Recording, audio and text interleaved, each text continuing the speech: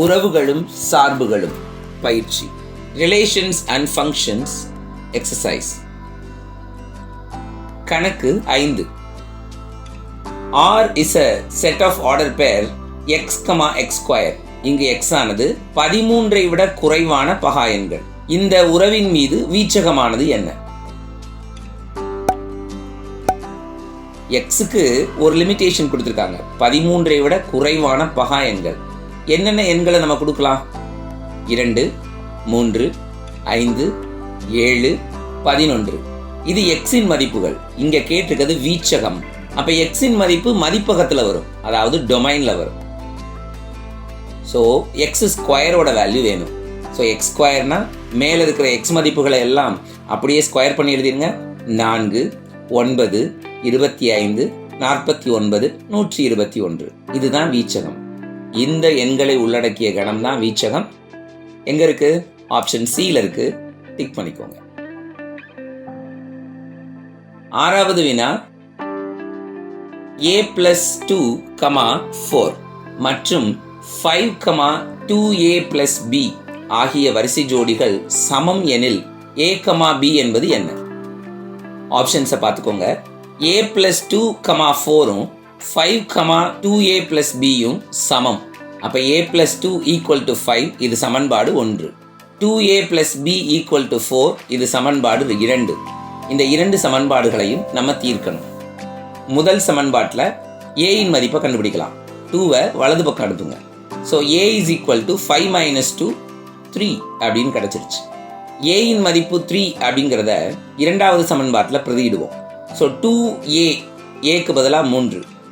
So 6 + b = 4 ஆயிரும்.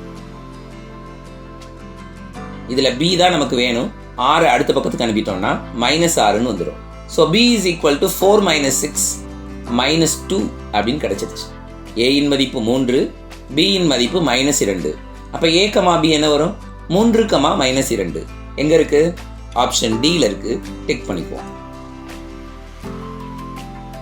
கணக்கு 7.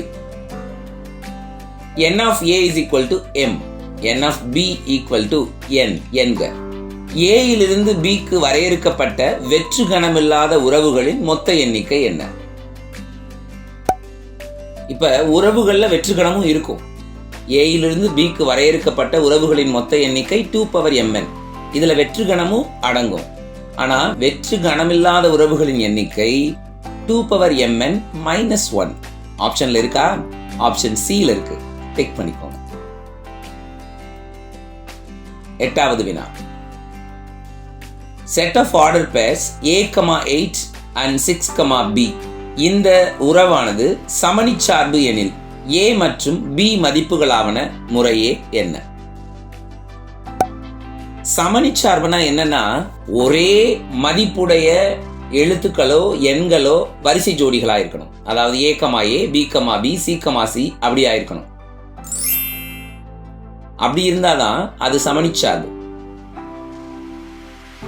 a is a set of elements a, b, c அப்படின்னு வச்சுட்டோம்னா சமணிச்சார்பு a, b, b, c, cன்னு வந்துடும். இதுதான் a இன் மீதான சமணிச்சார்பு. அப்ப f of x = x, x belongs to a அப்படின்னு கிடைக்கும்.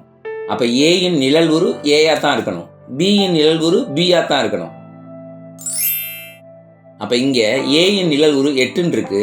அப்ப f of a 8னா a = 8. அதே மாதிரி தான் அடுத்ததும் 6, b. 6ஓட நிழல் உரு 6 தான் இருக்கணும். அங்க b இருக்கு. அப்ப b இன் மதிப்பும் 6 தான். சோ இப்ப இங்க என்ன கிடைக்கும்? a இன் மதிப்பு 8, b இன் மதிப்பு 6. எந்த ஆப்ஷன் ரைட்? இங்க ஆப்ஷன் A ரைட்டா இருக்கு. புரிஞ்சுக்கிட்டீங்களா? அடுத்த வகுப்புல சந்திக்கலாம்.